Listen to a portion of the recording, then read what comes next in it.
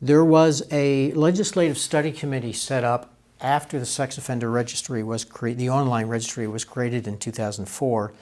The study committee found that there was no evidence that online registries work. But they said the legislature had made the determination that the public wanted an online registry and the public felt it was entitled to have that information. So the legislature approved the creation of an online registry. But there is evidence that they don't work in the sense that they can lead to tragic consequences. Okay. For instance?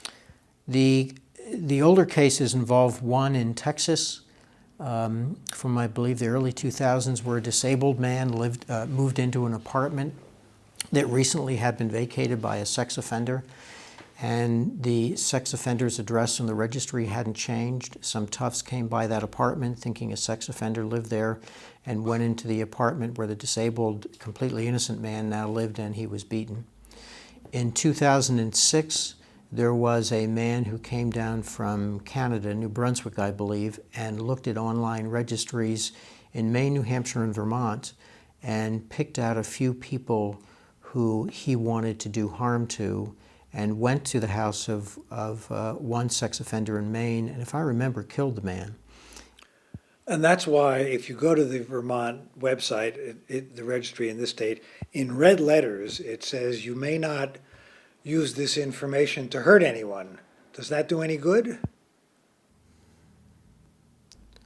I'm not sure what good it might do. I mean, you're not allowed to hurt anybody even without those red letters. That's a crime. It's called assault, maybe battery. Vermont's had some particular problems with its online registry when it was expanded back in, I believe it was 2009. It was, yes. There was a proviso that, how did this work? Certain categories of crime could not be listed until there was an audit of the registry showing the information that was already on there was correct. And there was an audit done by the state auditor's office, Auditor Tom Salmon at the time, and he found numerous errors of addresses, people who were on the registry and should not have been on, people who weren't on and should have been on. And when he reported to the legislature on this, they were suitably horrified and decided they couldn't take any further action of expanding the registry because of all the errors that there were. It was at that point, if I remember, the State Department of Public Safety shifted around some personnel, eventually bought an entire new computer system, and has been working to get rid of those problems since they were first identified. And I don't know what the state of that is now, if there's actually been a clean audit of the way the sex offender registry is run, or if there's still problems. One of the things I talked to someone who's a defender of these registries, who says the mere fact that parents can look at the registry, see that there is a person on the registry nearby, next door, in the neighborhood, around the corner, warn their children to stay away from that house, to stay away from that person. Isn't it conceivable that this has prevented some abuses and some crimes against children? It's conceivable, but that's, you've sort of highlighted the problem in quantifying whether or not registries work. Many, many things are conceivable. Proving that they're actually true is a whole nother matter. And as far as I know, there is no evidence that the registries have done exactly what you've just laid out. You know, the other thing that people forget is that the vast majority of sex crimes against kids are not committed by somebody you don't know who lives down the road. They're committed by family members and acquaintances.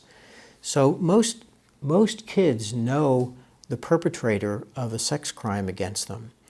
So the efficacy of online registries in preventing children from sex abuse is a little bit hard to imagine.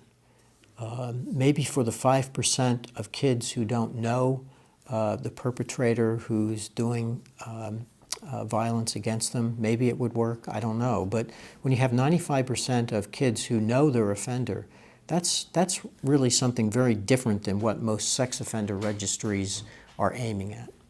No, they're aiming at the stranger, and they're aiming at the stranger who is apparently uncurable, or at least not curable by a simple prison sentence, because this applies to people who have been in prison and who have now and are now out. And I guess the assumption is that there is a psychological disorder with certain people that obsesses them to be sexually attracted to children, and that's, I take it, the reason for the registry, to warn parents one of these people may be around the corner.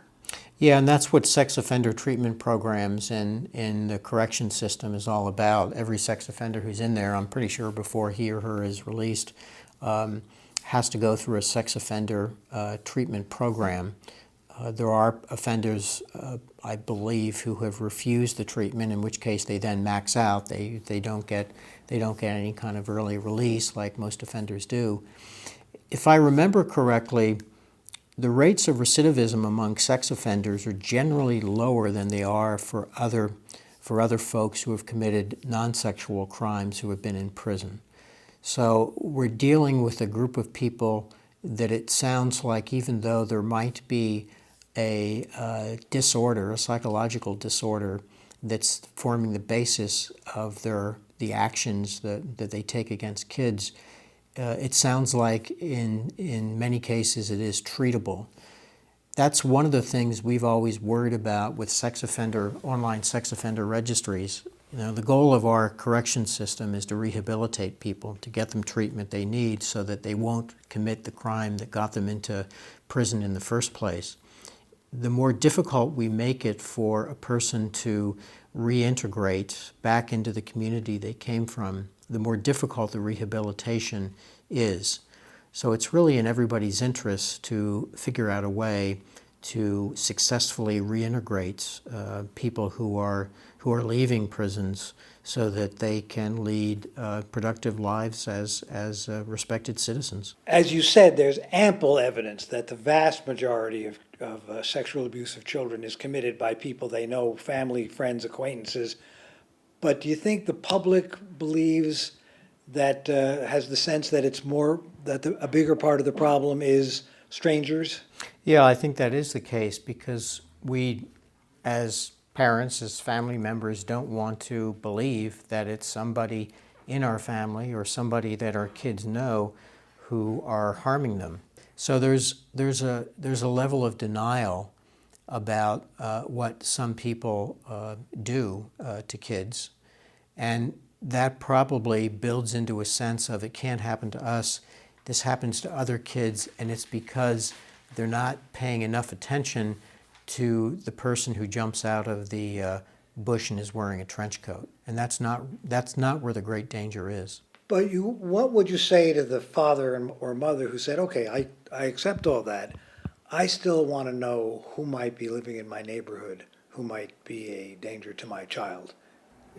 Right, and this is the argument that always comes up whenever you talk about restrictions against sex offenders. If this restriction saves just one child from being abused, it's worth it, no matter how it might affect other people's lives and make it difficult for other people who are trying to reintegrate back into society. We think that a more reasoned approach to how you deal with sex offenders makes a lot more sense and is a safer alternative than creating online registries, which often contain mistakes and sometimes can be misused with tragic results.